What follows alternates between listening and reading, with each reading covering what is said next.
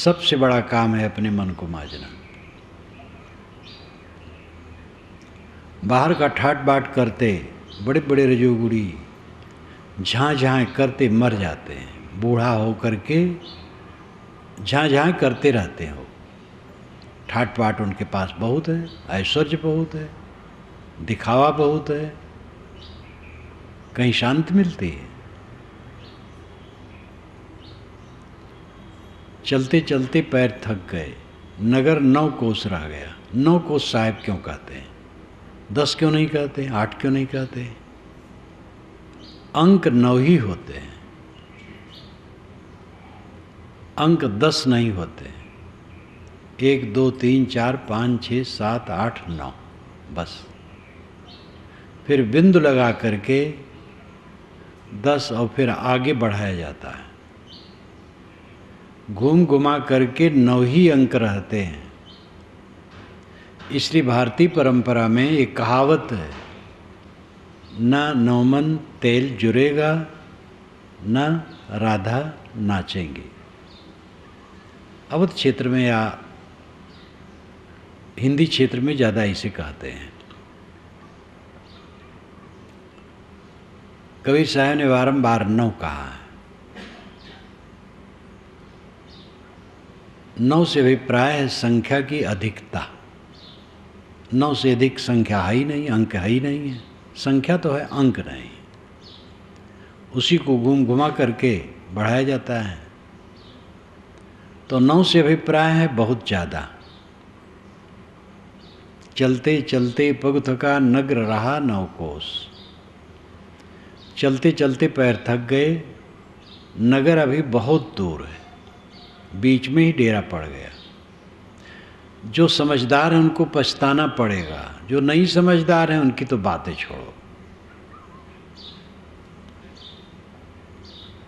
लेकिन जो समझदार हैं, अगर वह साधना का काम नहीं करते हैं तो चलते समय पछताना पड़ेगा।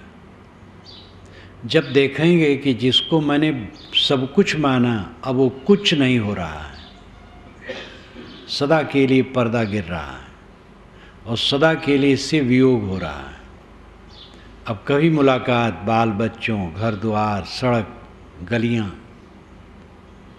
और जो कुछ अपना मान रखा है उससे होने वाला नहीं है। तब पश्चाताप होता है कि मैंने क्या किया, क्यों अपने को धोखा दिया। इसलिए समझदार को पहले से सावधान होना चाहिए। दुनिया में अपने को डुबाओ मत। जो जिम्मेदारी है काम करो, अपने को डुबाओ मत, डुबा के मत रखो।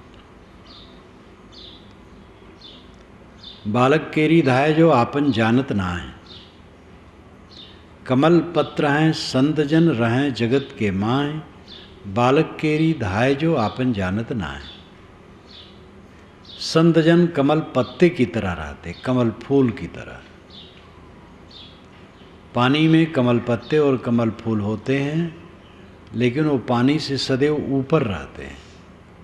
अगर पानी बरसे और बढ़ जाए तो कमल के डंडे बढ़ जाते हैं और ऊपर ही वो रहते हैं। और बालक की धाय, धनी घरानों में नौकरानियाँ जो बच्चों को पालती हैं, वो पालती तो हैं, पोसती हैं, प्यार करती हैं, उपटन करती हैं, सब कुछ करती हैं, लेकिन अपना नहीं मानती और काम करने में कोई कोर कसर नहीं रखती है। इसी प्रकार हमें इस संसार में जीना चाहिए। जिम्मेदारियां भी ये सोचना चाहिए कि जिम्मेदारी कितनी।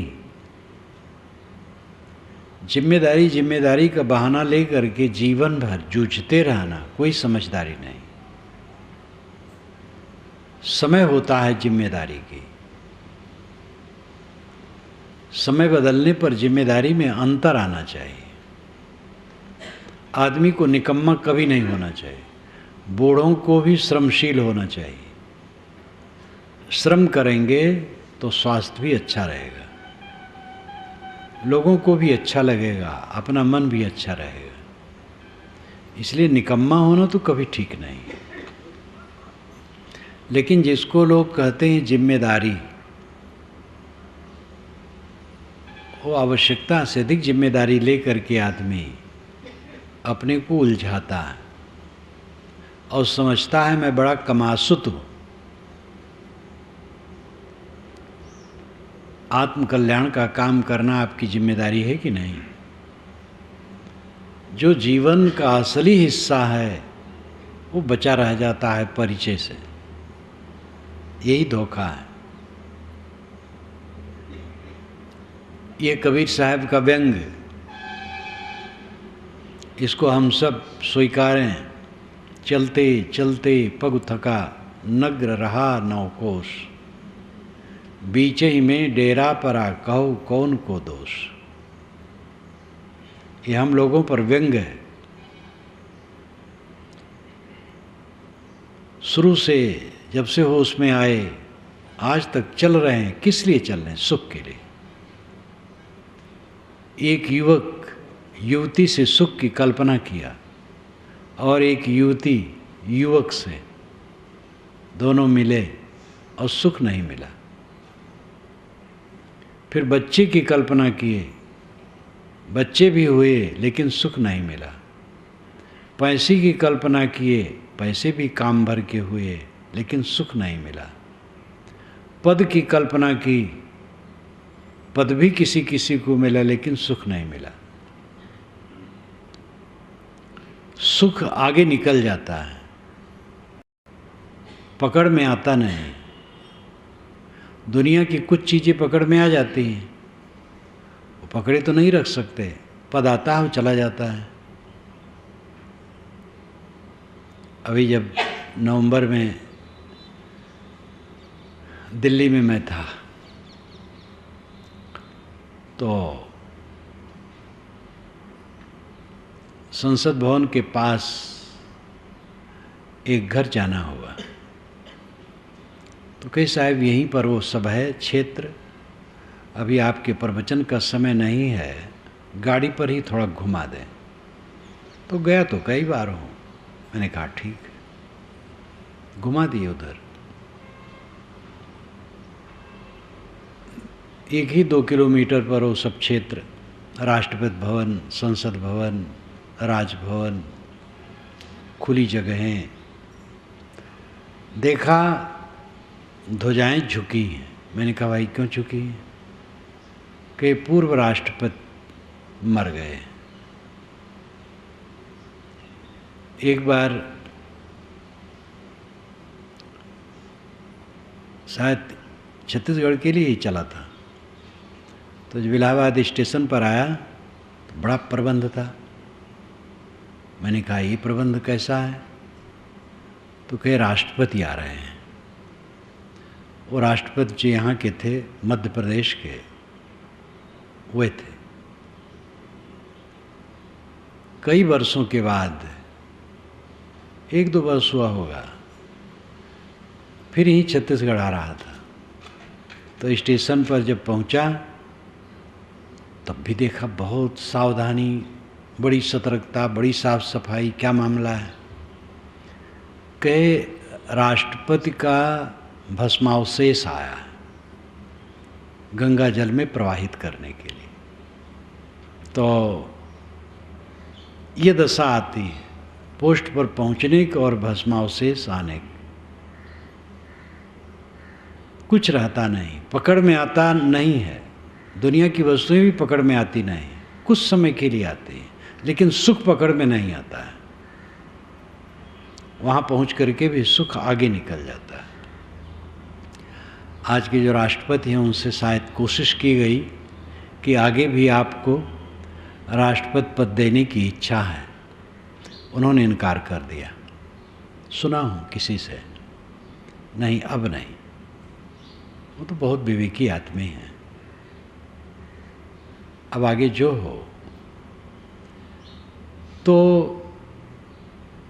पद निकल जाता है, आगे धन निकल जाता है, सब निकल जाता है, सब छूट जाता है। आगे क्या पीछे रह जाता है और सुख पकड़ में नहीं आता है। क्योंकि सुख कहीं है ही नहीं, न पद में है, न धन में है, न स्त्री के शरीर में है, न पुरुष के शरीर में है। यही सोच लो, एक युवक एक युवती के शरीर में सुख की कल्पना करता है। अगर युवती के शरीर में सुख है तो अपने सुख को लेकर के वो माला माल रहे, लेकिन वो सुखी नहीं है। वो युवक के शरीर में सुख की कल्पना करती है, और युवक के शरीर में सुख है तो युवक अपने शरीर के सुख को लेकर सुखी रहे, लेकिन वो युवती के शरीर में सुख की कल्पना करता है। दोनों भ्रम में रहते हैं। इसी प्रकार आदमी जीवन भर भ्रम में जीता है, विषयों को लेकर, परमात्मा को लेकर। परमात्मा कहीं बाहर मिलेगा, हाथ पैर वाला, या निराकार निर्गुण भी। निराकार निर्गुण के लिए भी मिलने की लोग चेष्टा करते हैं। सांसारिक भोग और मोक्ष और परमात्मा, ये सब के लिए परोक्ष में धारणा है, बाहर मिलता है। बाहर ना सांसारिक पदार्थों में भटकने से सुख मिलेगा, और न बाहर कहीं परमात्मा और मोक्ष मिलता है। मोह का क्षय मोक्ष है। मोक्ष एक अवस्था है, निर्विकार अवस्था, वो आपकी अवस्था है। मन निर्मल हो गया, मोक्ष हो गया। आत्मा अपने को समझ लिया, अपने में संतुष्ट हो गया, परमात्मा की प्राप्ति हो गई। प्रेत आत्मा, दुष्ट आत्मा, शुद्ध आत्मा, महात्मा, परमात्मा, इन सारे शब्दों में आत्मा मुख्य है। प्रेत आत्मा का अर्थ होता है गया हुआ आत्मा। प्रेत का अर्थ ही होता है गया हुआ। दुष्ट आत्मा का अर्थ है खराब स्वभाव का आत्मा। शुद्ध आत्मा का अर्थ है पवित्र आचरण वाला आत्मा। महात्मा का अर्थ है इंद्रियजयी आत्मा। परमात्मा का अर्थ है गुणातीत स्थित वाला आत्मा। परमात्मा, परम आत्मा, परम स्थित को जो पा गया, गुणातीत अवस्था। गुणातीत अवस्था का अर्थ है मन की सारी गांठों का कट जाना। कोई गांठ जीवित रख करके क्या पाएंगे? कल्याण का समय कब आएगा? कल्याण का समय आज ही है। तो परमात्मा बाहर नहीं मिलता है, मोक्ष बाहर नहीं मिलता है, लेकिन इसके लिए भी बड़ी भ्रम धारणा है। लोक लोकांतर की कल्पना है। एक लोक है और सभी संप्रदाय वालों के अलग अलग लोक हैं। गोलोक कृष्ण उपासकों का है, शिवलोक शैवों का है, साकेत लोक राम उपासकों का है।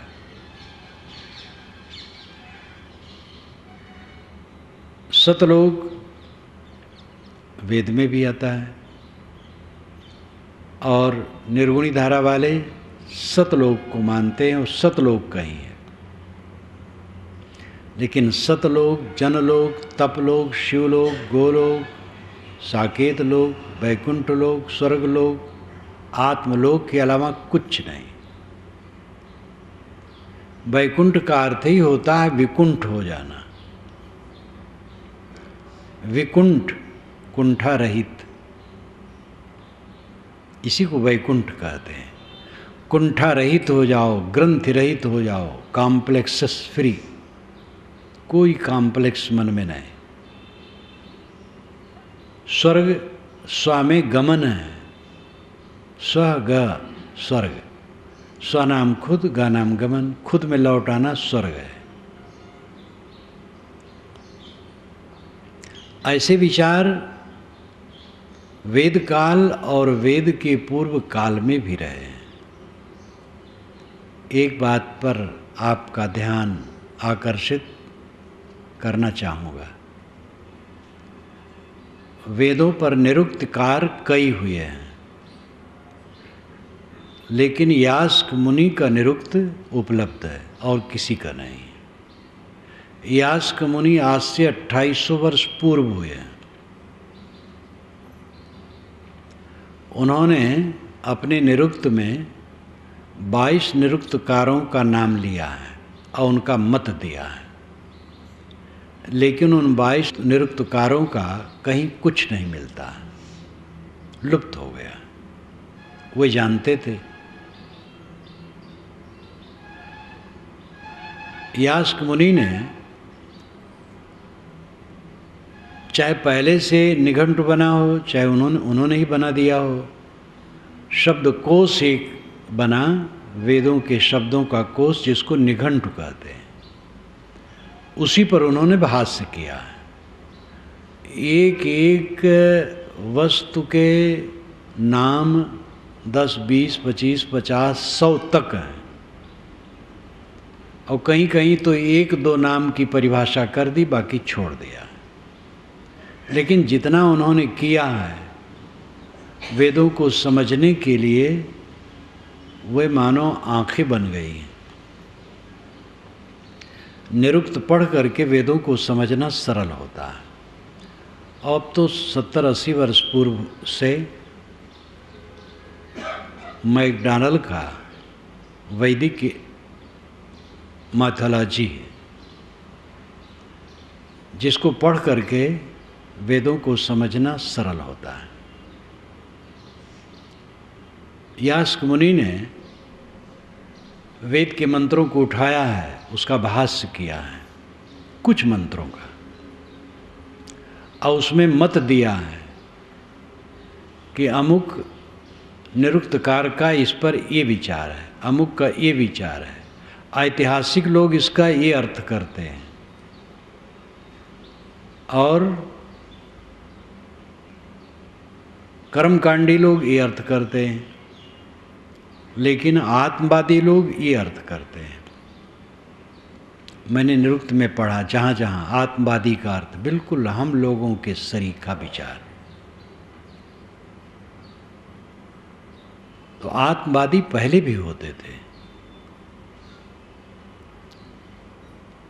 जो बारंबार ये कहते थे कि सत्य खोजने की वस्तु नहीं है, सत्य स्वयं आत्मा है। एकम सद विप्रा बहुधा वदन्ति, ये वेद में आता है, ऋग्वेद में। तो एक सत वहाँ आदित्य है, सूरज। प्रकरण देखिए, खूब खुलासा है। मैंने वेद क्या कहते हैं मैं सब लिखा है। अब तो वेद को समझने के लिए वेद क्या कहते हैं, जो मेरी पुस्तक है, आप मनन पूर्वक पढ़ें, सब सामने हो जाएगा।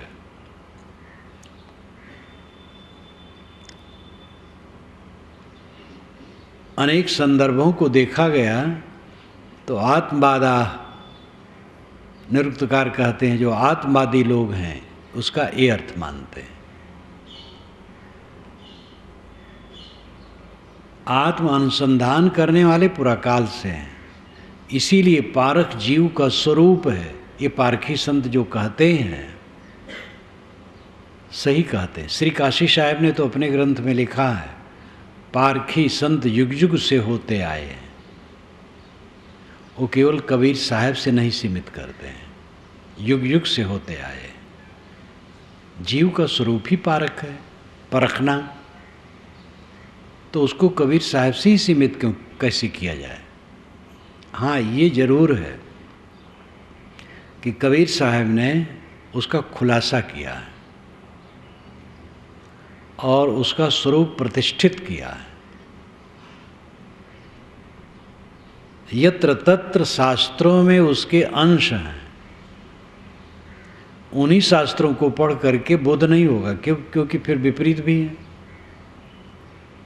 कबीर साहब ने उसको साफ किया, इसलिए वे आज के युग के पारख सिद्धांत के मूल प्रवर्तक माने जाते हैं। किंतु ऐसे पारख, परखना, समझना जाते सकलो परखिया सो पारख निज रूप, तहाँ होए रहो स्थिर तू नहीं जाई ब्रह्म को। जिससे तूने सबको परखा वो पारख निज रूप है। तहाँ होए रहो स्थिर तू, वहीं तू स्थिर हो जा। नहीं जाई भ्रम को, झाई में न जा, भ्रम कुएं में न जा। इस साखी में ये अंश बहुत महत्वपूर्ण है। जाते सकलो परखिया सो पारख निज रूप, जिससे तू सबको परखता है वही पारक है। किससे परखता है? स्व से।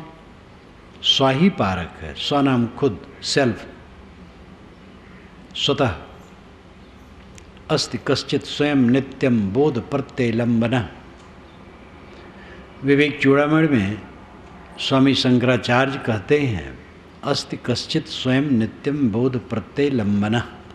अस्ति नाम है, कश्चित नाम कोई, अस्ति कश्चित स्वयं, स्वयं नाम खुद,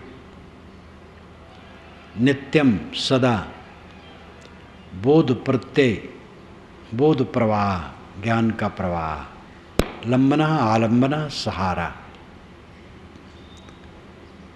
इसका सामूहिक अर्थ हुआ कोई स्वयं नित्य सत्ता है जो बोध का आधार है, लेकिन उसमें स्वयं कहते, पर नहीं, स्वयं कोई कह देते हैं। ये समझ लो, जो ज्ञान विज्ञान चल रहा है उसका कोई साक्षी है, उसका कोई प्रेरक है, उसका कोई मंता दृष्टा है। वो कौन है? आप खुद। आप हैं, आप हैं, सब सजाती है। तो ये जो स्वयं स्वरूप है यही पारक है। पारक नाम ज्ञान। और वहीं पर स्थित हो जाओ, ब्रह्म कुएं में न जाओ। और इसका स्वर हम देखते हैं कि निरुक्तकार जो आत्मवादी हैं वे भी देते हैं। उपनिषद में परोक्ष ब्रह्म और अपरोक्ष ब्रह्म दो की चर्चा है। ये जगत कैसे बना, ये प्रश्न करने वाले सब समय में लोग थे। इसके समाधान में परोक्ष ब्रह्म की कल्पना कर डाली गई। एक ब्रह्म है जिसने जगत बना दिया। ये सब उलझी बातें हैं। जगत बना क्या कोई देगा? जगत है ही। मिट्टी पानी आग हवा को कोई बना नहीं सकता, तो है ही। मूल द्रव्य है ही, जड़ चेतन है ही, उनके गुणधर्म हैं, उनके गुणधर्मों से सब चल रहा है। इसमें कौन एक नए सिरे से बनाता है? वेद के ऋषि भी कहते हैं, को ददर्श प्रथमम जायमानम स्तनवंतम यदनस्था विवर्ति। को ददर्श, किसने देखा?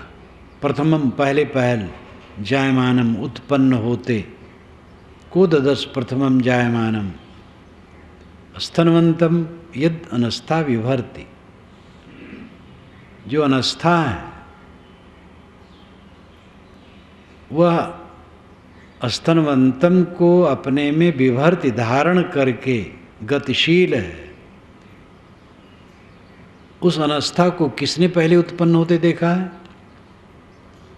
अस्थि रहित, हड्डी रहित, प्रकृति हड्डी रहित है और ये संसार हड्डी वाला है। पेड़, पहाड़, जंगल और काटा खाई, नगर, रेगिस्तान, बर्फीली जगहें, ये सब हड्डी युक्त है, अस्थि युक्त है, पार्थिव है। अर्थ हुआ कि पार्थिव है, आकार वाला है। लेकिन इसको कौन धारण किया है? जो अनस्था है, हड्डी रहित है, अपार्थिव है, सूक्ष्म है। सूक्ष्म प्रकृति ने ही ये सारे विशाल ब्रह्मांड को धारण कर रखा है।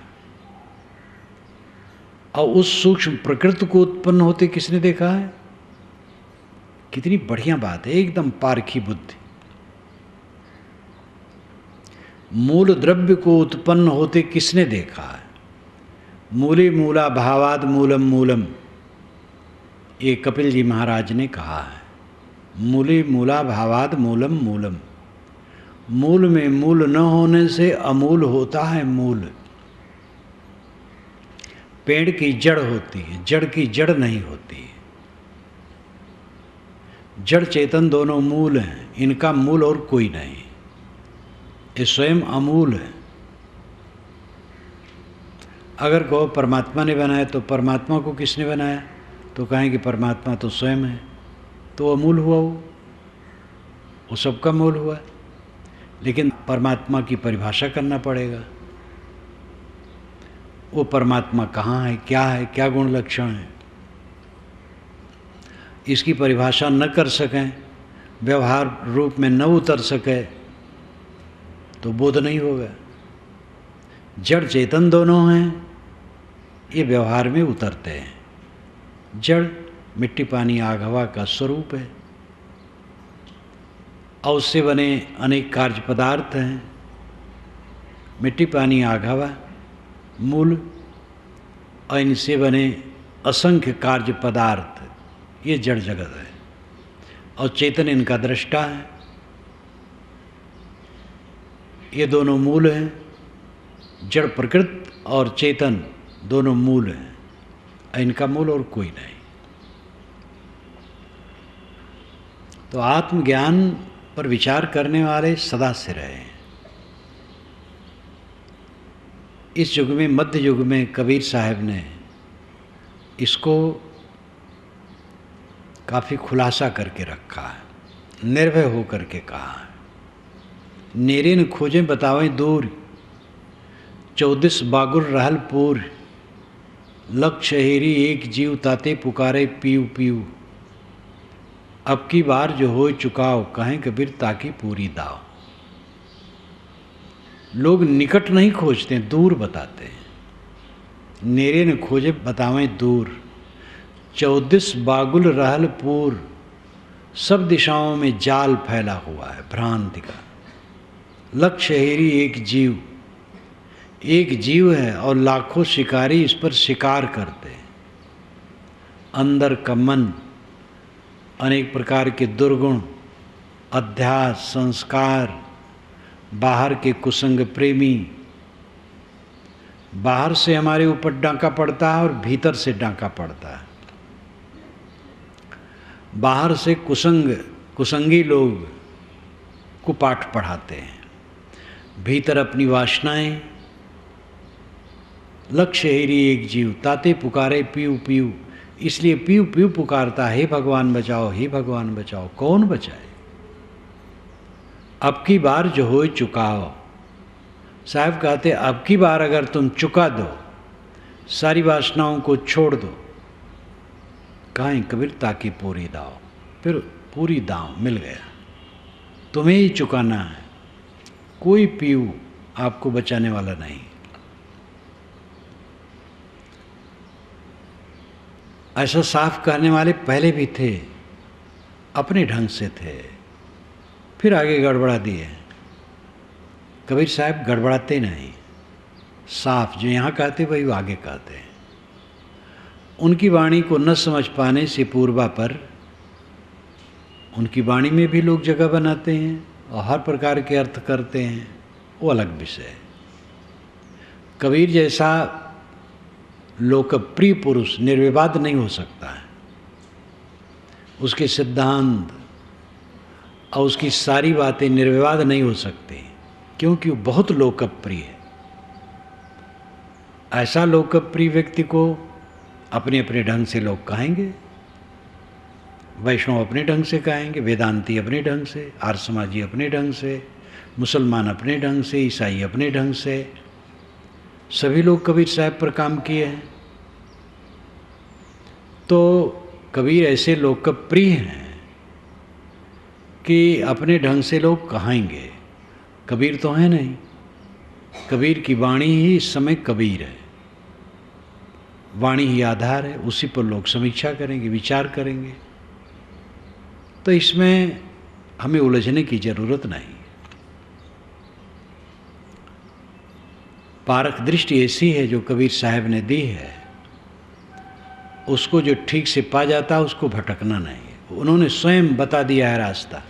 भूल मिटें गुर मिलें पारखी, पारख दें लखाई। काहीं कबीर भूल की औसत, पारख सबकी भाई।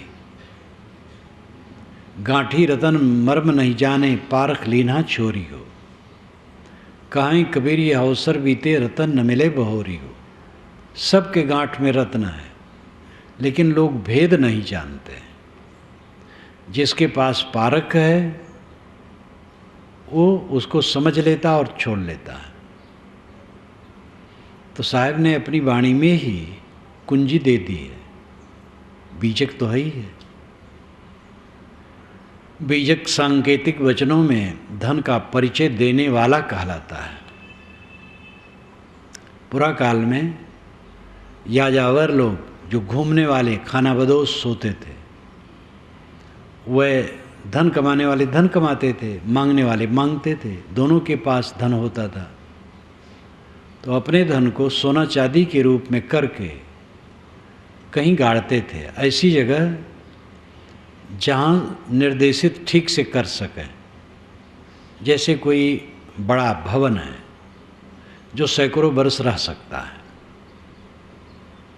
या और भी कुछ ऐसा चिन्ह है, उसके आगे पीछे कहीं धन गाड़ते थे और कोड वर्ड में वो लिख लेते थे ताम्रपत्र पर, और उनकी परंपरा वाले उसे समझते थे, दूसरे नहीं, जिससे उसके द्वारा उसको समझकर धन खोद ले। अगर वो न रह जाए गाड़ने वाले तो उनके अनुगामी निकाल ले।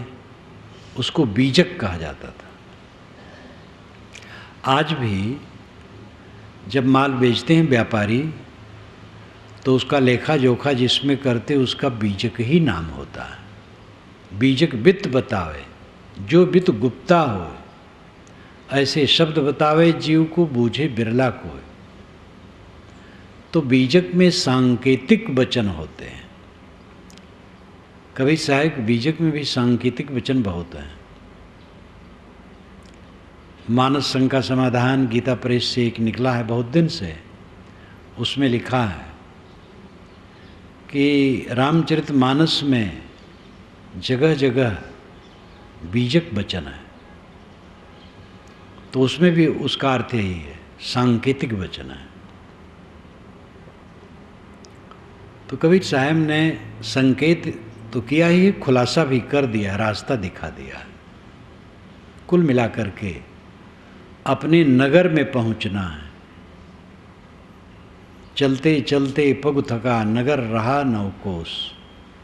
बीच ही में डेरा पड़ा, कहो कौन को दोष। चलते चलते पैर थक गए, बचपन से बूढ़ा हो गए, दुनिया से थक गए, संतोष नहीं पाए। नगर अभी दूर है, बीच में डेरा पड़ गया, बुढ़ा गए, मरने का समय आ गया। साहब प्रश्न करते हैं, व्यंग करते हैं, किसको दोष है? दूसरे को दोष दे नहीं सकते हो, आपका दोष है। आपने ठीक से समझा नहीं, बूझा नहीं, तत्पर होके काम किया नहीं, जागृत हुआ नहीं, मोह छोड़ा नहीं, भ्रम छोड़ा नहीं। आपका दोष है, किसी का दोष दूसरे का नहीं। भगवान की माया ने भटका दिया, ब्रह्म की माया ने व्यामोहित कर दिया, शैतान ने भटका दिया। ये सब बिल्कुल बहानेबाजी है। अपनी भूल, अपना प्रमाद, अपना आलस्य, सुखाध्यास, भ्रांति, हमारे ही मानसिक रोग ने, अविद्या ने, अज्ञान ने हमें अपने नगर में पहुंचने में बाधा बना। कोई दूसरा बाधा नहीं। हम लोगों का समय है, पता तो नहीं है, लेकिन अभी ठीक है। जल्दी लगें, अपने नगर में पहुँचें। मैंने बीच में कहा था, निर्भय भयता गुरु की नगरिया, सुख सोए दास कबीरा। जो गुरु के नगर में पहुंच जाता है वो निर्भय होकर के सुख से सोता है। बाहर का गुरु नगर सत्संग है, और वो सत्संग उस गुरुनगर को बताता है जो आपके अंदर है, आपका आपा है। अपने आप में पूर्ण रूप से लौट आना, अपने नगर में पहुंच जाना।